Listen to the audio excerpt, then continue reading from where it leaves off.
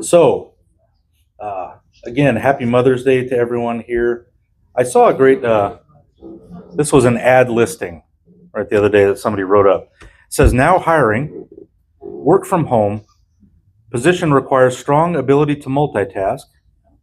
The successful applicant will be able to plan and prepare nutritious meals while maintaining mountains of clean laundry. She can provide tutoring, nursing, counseling, and therapy sessions on an as-needed basis. In addition, applicants should be available for various event planning activities, including birthday parties.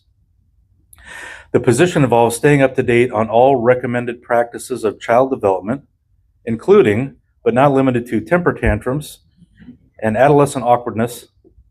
Then it says sleeping, eating, and breaks not guaranteed for employees. Applicant must expect to work an average of 97 hours per week for 52 weeks a year. Now, this part, the pay range, $0 up to $0, depending on qualifications. And then it says fringe benefits priceless. So, this message today is going to be a little different than normal. Over the past 18 years of the church, almost 19 in August, I guess, I can count on a few fingers the times where we haven't just gone through a specific passage, because I think that's kind of the way it's supposed to be when you're preaching. But today is a little different, and I wanted to look at the traits of a godly mom, and more specifically what I learned from my mom. So hopefully not to embarrass her, because we know that she loves being in the spotlight and being the center of attention. And so, but these are traits and things that just a few of the things that I've learned from my mom over the years and growing up. And they're not just traits, I think, of my mom. They're traits of godly mothers, and really it should apply. They're things that should apply to all of us as believers, and how we should live, and characteristics of our life, and so that they're things that we should do, we should all do, and how we should live as believers, because the Bible instructs us in all of these things. And so we're going to take a look at that today. But these are just a few of the things that she's exemplified to me. Again, not exhaustive by any means, but just a few things that I think are important. And so we're going to begin today. The first place we're going to look is in Mark chapter 10. So you can flip there if you like. Mark chapter 10, verse 35. The first thing I think that's important is service. That one of the important aspects in the life of a believer is living a life of service. That, our life is not our own. That it doesn't belong to us, but it belongs to the Lord. That we don't live to serve ourselves. We don't live to serve our own interests, but we live to serve the Lord, and we live to serve others. And, Jesus himself lived a life of service. That when he came to earth, he lived a life to serve others. He didn't live for himself. Imagine being God and man on earth, all the things you could do if you wanted to just make yourself happy, right? Or do what you wanted to do. He could have lived however he wanted to. He could have come in and just taken charge of everything, but he didn't do that. He came to serve others. And in Mark chapter 10, verse 35, he gives his disciples a great lesson. And in verse 35 it says, then James and John, the sons of Zebedee, came to him saying, Teacher, we want you to do for us whatever we ask. And he said to them, what do you want me to do for you? They said to him, grant us that we may sit, one on your right hand and the other on your left, in your glory. But Jesus said to them, you do not know what you ask. Are you able to drink the cup that I drink, and be baptized with the baptism that I am baptized with? And they said, we are able. So Jesus said to them, you will indeed drink the cup that I drink, and with the baptism that I am baptized, you will be baptized. But to sit on my right hand and on my left is not mine to give, but it is for those for whom it is prepared. And when the 10 heard it, they began to be greatly displeased with James and John. But Jesus called them to himself and said to them, you know that those who are considered rulers over the Gentiles lord it over them, and their great ones exercise authority over them. Yet it shall not be so among you, but whoever desires to become great among you shall be your servant. And whoever of you desires to be first shall be a slave of all. For even the Son of Man did not come to be served, but to serve, and to give his life a ransom for many. And so if Jesus came to serve, that should be our model. That should be our life, that we live to serve others. That should be how we live. Now, one of the things that my mom did for years as we were young and growing up was making our lunches, right? And, she never said, deal with it, make your own lunch. Well, it was nice. She went through, and she probably should have maybe made us make things more often, but she didn't. She always made our lunch, and which was nice. She didn't have to do that, but she did, and she always made us. And it was always a good lunch for school. The other kids were always jealous of my lunches, but I remember one time, and maybe I've told this before. She was out of town, and which was rare, and hardly ever happened. It was probably like a women's retreat or something, I'm sure. And so she's out of town, and so my dad is there, and he's kind of running the ship, right? And so how that goes. When mom comes back, it's just the laundry's piled up and the dishes and all that stuff, and it's like you have to do all the work anyway, even though you're. And so he made our lunches, and I remember I was in grade school, and I got to school, and she always made like peanut butter and jelly sandwiches. That's one of my favorite things, right? Who likes those? Yeah, everybody likes that, and it's still one of my favorite things today. I eat those a lot, and so. But my dad had made the lunch, and I get there and I bite into this. You're tired, lunchtime rolls around, you get your lunch out, bit into the sandwich, and there's like peanut butter, and then there's like something white in there. I don't know what that is. And so I kind of look at it and I realize he had put butter like on the sandwich. Like you do that, Linda? Okay, that's a thing? Is that a Midwest thing or something? I don't know. It was pretty gross. It was just too much.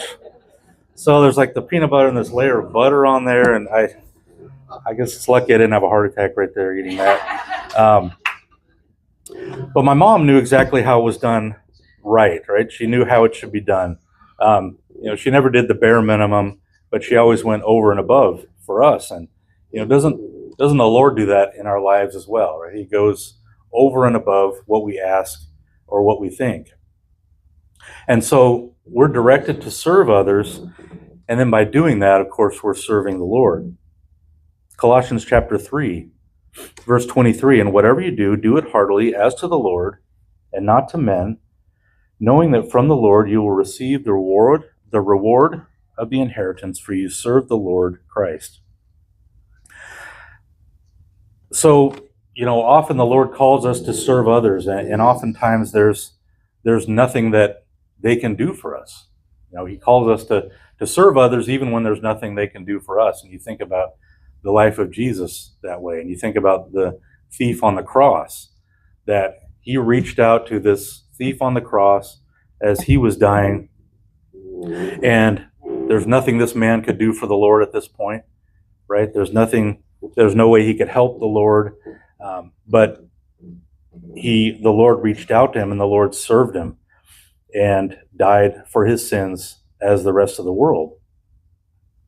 You remember the story in John chapter 13 as Jesus is washing the disciples' feet, and of course he washes this guy Judas's feet, right? Which I would not want to do if I was the Lord, right? The Lord knows what's going to happen, that this guy is going to betray him and give him up and send him to the cross. But the Lord washes his feet as well. And so we serve others because the Lord loves them, right? That we love others and we serve others because the Lord loves them. Sometimes we get frustrated with people. I get frustrated with people sometimes, and you think, oh, right? And then you think, well, the Lord loves that person, and the Lord died for that person, and they're made in the image of God, and so we should love them and serve them. That we serve the Lord in our life every day because we have an awareness of who he is and what he's done for you and me, of what he's done for all of us. Secondly, I think is listening, that my mom was and is a great listener. that she was a great example of that for me. And that the Bible tells us we need to listen to others. And obviously, most importantly, we need to listen to the Lord. We need to listen to God. And I know there are a lot of times where, she probably didn't want to hear what we had to say, right? It was probably boring. It was probably uninteresting. But she was always there and she always listened. And, doesn't the Lord do that for us? That He always listens to you and me, but He wants to hear what you have to say. He wants to hear what you're concerned about. He wants to hear about the things that you're carrying. He wants to hear about the things that you're worried about. So here are a few great verses. Proverbs 19, verse 20 says, "Listen to counsel and receive instruction, that you may be wise in your latter days." That there's wisdom that comes from listening to others. There's things that we can learn and understand when we listen to them. Have you ever met somebody that just talks and talks and talks, and they never stop, right? They just keep talking and they never stop. And if they do stop for a breath, it kind of feels like you're saying something they don't really want to hear. They're just kind of reloading themselves for the next talk that they're going to give. And those people often aren't interested in learning your viewpoint. They aren't interested in hearing what you have to say or coming to a better understanding. But their goal is just to tell you what they know and what you should do. James chapter 1, verse 19 says, "So then, my beloved brethren, let every man be swift to hear, slow to speak, and slow to wrath." And so be swift to hear, right? We should be quick to listen to others. And, this one is really important, I think, in our relationships, in our marriages, in our families, in our homes, that we listen to others first before we get upset, that we listen and understand the other person and what they're going through.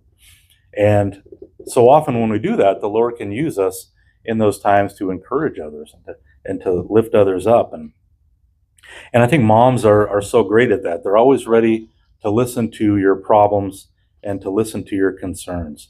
I've seen that in, my wife as well. We'll be having a serious conversation about something, and then the kids will call, and it's like, oh, she'll just put me to the side, right? The kids are calling. I need to talk to them. That's the most important thing. So listening to others is crucial. And finally, and most importantly, are we listening to the Lord? That it's important to listen to those that the Lord has placed in your life, but are you listening to the voice of God in your life as well? Are you listening to Him? Romans 10, chapter 17. "So then faith comes by hearing, and hearing by the word of God." That our faith is built up by reading His word, by listening to His word, by studying it and understanding it. And I think this verse in Romans kind of means a couple things. I think number one, he's referring to the fact that our salvation, that our saving faith comes from hearing the word, that unless the word is presented, people can't know the gospel. They can't know the truth. That we can only be saved by hearing the truth that is found in His word. And, that we read in the gospels that He came and He lived a life without the slightest hint of sin, right? Not even this, not even a hint of a wrong thought or anything. He was completely perfect, and He went to the cross to die for our sins and to rise from the dead. And that through our faith in Him and His death and resurrection, we can be saved. And it's that simple. And then I think our day-to-day faith is strengthened by His word in our life as well. That as believers, we walk with Him daily. And, it's not easy. That life is challenging in itself. And then as a believer, oftentimes things can be even more challenging still. But your faith will be built up, and you'll be encouraged in your faith by spending time in His word. That His word bolsters our faith and gives us more faith in those tough times. And that's why I can never emphasize that enough, to be in the word each and every day and to study His word each and every day. The other thing about moms is that when they listen, they're always encouraging. If you're encouraged, if you're discouraged, if you're down, if you're depressed, they always have an encouraging word for you. And it's encouraging because they know you and they love you and they know who you are. Now we got these, I think we just get them from Costco, those Kleenex boxes and the big, you get like the big box of like 12 of them, whatever's in there. And, and I was looking at one of them the other day, and it has like, it's a Kleenex box and it has these little like positive sayings on it. And I'm like, why do I need my Kleenex box? So here's something. It says, it says, "You got this" on it, or it says, "You should be so proud. Be you, not them." And the last one, "You can do big, brave things." And now you can read that on a box, but that doesn't mean anything. It doesn't do anything for me, right? The box doesn't know me. The box doesn't know if I have anything to be proud of or not. Maybe I'm a jerk, and the box is telling me, you're believe in yourself or whatever. But when you hear encouraging words come from others in your life that you know and that care about you, that's a very encouraging thing. And God puts us into the life of others, not so that we can just talk their ear off or filibuster, but that we can encourage them and we can hear their troubles and we can pray for them. Thirdly, my mom taught me about sacrifice. And this is one of the things that so many moms specialize in, right? Putting their own desires aside and their own wants. They lay those things aside for the sake of others. Now, when I was younger, in high school, played a lot of golf, and my mom drugged me around all summer to golf tournaments, right? All over the state, everywhere. And a lot of them in podunk towns, in podunk hotels, whatever it was. She went to all of those things, and it was a lot. And same with my brother in hockey, right? It was, and my brother was already in college when I got drugged around, so or when I went to the tournaments, but I was younger, so I got drugged on all the hockey trips as well. I mean, it was Colorado and Canada and all this stuff. We went all over the place, and as fun of kids as we were, I'm sure there were probably some other things she probably would have rather had done during those times and during those summers. But her example has been one of sacrifice in my life, that she sacrificed for us and she sacrificed for the Lord. I think of my wife also, and when our kids were younger, driving carpool. They went to school way over in a private school, and it was probably at least 2 hours a day driving in the car every day for years. And again, there's probably things that those moms would rather do with that time, but they serve. And of course, Jesus is the ultimate example of sacrifice. That Jesus paid the ultimate price for you and me, that he gave the ultimate sacrifice. Romans chapter 12, verse 1 says, "I beseech you, therefore, brethren, by the mercies of God, that you present your bodies a living sacrifice, holy, acceptable to God, which is your reasonable service." That again, our life is not our own, it's not about us, but our life should be about living as a sacrifice to the Lord. And here he says that you're a living sacrifice. My dad used to say all the time that it's a little easier to say, if people say, well, would you give your life for the Lord? Would you die for him? And people will say yes. And then he would say, well, would you be willing to live for him? Which is tougher, right? That's something you got to keep doing. It's not just a one-time choice, but it's a choice that you have to make all day, every day for your life, that you're living for the Lord and putting him first and putting his will first. Another great verse, which you probably all know well, is John chapter 15, verse 13. "This is my commandment, that you love one another as I have loved you. Greater love has no one than this, than to lay down one's life for his friends." That real love is about sacrifice, and real love sometimes requires sacrifice. That it's not about, the way that we feel every day, but it's about the choices that we make for others. And you see that all the time with mothers, that they sacrifice themselves for the good of their families, the good of their children and their families. I read about a great missionary. He was an Assembly of God missionary in the mid-20th century. His name was J.W. Tucker. And the story says this: in November of 1964, anarchy broke out in the Belgian Congo. Now, the Belgian Congo was, I think it's the Democratic Republic of Congo now. You know, it was Zaire for a while. And so it says Assembly of God missionary J.W. Tucker knew he was at risk, but he stayed where God had placed him. One day, a mob attacked and killed him with sticks, clubs, fists, and broken bottles. They took his body, they threw it in the back of a truck, drove a distance away, and tossed his corpse to the crocodiles in the Bomokandi River, in what is now the Democratic Republic of the Congo. Tucker had risked everything, and yet he seemingly had nothing to show for it. But 30 years later, a man named John Weidman, who was a friend of Tucker's, was in Zaire at the time, and he learned how God had used the missionary's sacrifice.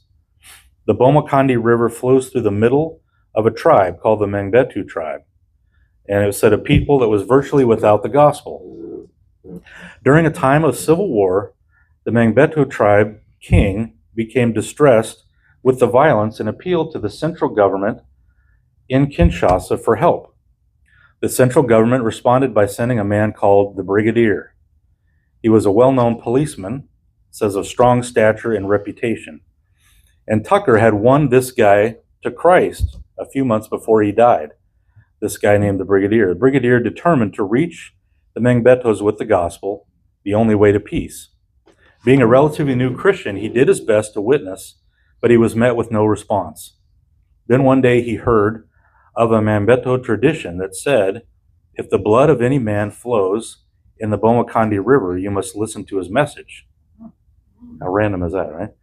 This saying had been with the Mangbetus for centuries. The Brigadier called for the king and all the village elders. They gathered in full assembly to hear his address. He said, some time ago, a man was killed and his body was thrown into your Bomokandi River. He said, the crocodiles in this river ate him up. His blood flowed in your river, but before he died, he left me a message. This message concerns God's Son, the Lord Jesus Christ, who came to this world to save people who were sinners. He died for the sins of the world. He died for my sins. I received this message and it changed my life. As the Brigadier preached, the Spirit of God descended and people began to fall on their knees and cry out to the Lord. And many were converted. And since that day, thousands of Mangbetus have come to Christ, and dozens of Assembly of God churches have opened as a result of the message from the man whose blood flowed in the Bomokandi River. You know, what amazing sacrifice that was, right? This guy worked for years and years. He thought nothing had happened. He thought nobody's life was changed. The Lord wasn't doing anything, but he continued to be faithful to what the Lord told him to do. And the Lord used his sacrifice to turn many hearts to him. The Lord orchestrated all of that, right? And the Lord does that today. He orchestrates those things today in the world and in your own life as well, as we sacrifice and live for him. You know, we never know the impact that we're going to have on others, but our purpose is to live for him and to sacrifice for him. Lastly, but definitely not least, is prayer. You know, prayer is such an important thing, and also exemplified by my mom and so many moms out there that she's been a great example of prayer and the importance of prayer in my life, that she always modeled it. She always prayed fervently and with faith, as with, you know, the other women in my life, and my wife and my aunt there as well, all prayers. And they're great examples of people who prioritize prayer, and they know the importance of prayer and praying without ceasing. And, you know, with all the dumb things that I did as a boy, right? And every guy in this room knows what I'm talking about. When you're young, you just do dumb things, right? And you're like, then you think back, you're like, why did I do that? Or how did I survive? And, but imagine, you know, all the time that our mothers spent in prayer. There's no telling what would have happened if they hadn't done that. Philippians chapter 4, verse 6 is a great verse, and you probably know that as well. Be anxious for nothing, but in everything by prayer and supplication with thanksgiving, let your requests be made known to God. That the example of a godly mother is to take everything to the Lord in prayer, that we take all of our concerns to Him, the things that we're afraid of, the things that we're worried about, the things that we're carrying. And Paul says, take all of those things to the Lord in prayer, all those worries and concerns, and when you do, He's going to fill your heart with peace, as only He can do. Now, in the beginning of Luke chapter 8, Jesus tells His disciples a parable about the importance of prayer and about the importance of being consistent and persistent in prayer. And so Luke chapter 18, verse 1 through 8, this is the New Living Translation. It says, one day Jesus told His disciples a story to show that they should always pray and never give up. There was a judge in a certain city, he said, who neither feared God nor cared about people. A widow of that city came to him repeatedly, saying, give me justice in this dispute with my enemy. The judge ignored her for a while, but finally he said to himself, I don't fear God or care about people, but this woman is driving me crazy. I'm going to see that she gets justice because she's wearing me out with her constant requests. Then the Lord said, learn a lesson from this unjust judge. Even he rendered a just decision in the end. So don't you think God will surely give justice to His chosen people who cry out to Him day and night? Will He keep putting them off? I tell you, He will grant justice to them quickly. But when the Son of Man returns, how many will He find on the earth who have faith?